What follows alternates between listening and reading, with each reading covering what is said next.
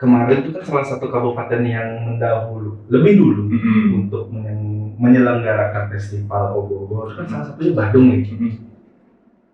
Yang lain belum tuh kayak Denpasar itu kan punya namanya Denpasar kesana. Terus di Jembrana juga ada tuh.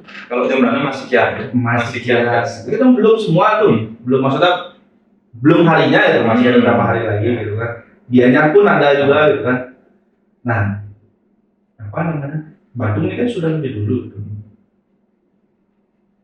Itu Yohana ikut terlibat nggak di dalam itu? Yohana di Badung itu. Ya. Jadi kalau kita berbicara gogo ya, ini memang acaranya anak muda kan gitu ya. Ya. Kalau udah di banyak, berbicara gogo, STT itu sudah pasti ramai. Pasti. Nggak perlu kita gini di grup, ramai di grup ya pasti dah. Nalurinya udah sendiri. Kita punya nih acara nih gitu ya.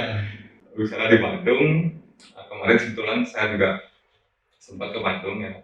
Jadi saya tanya di sana terkait dengan kepanitiaan.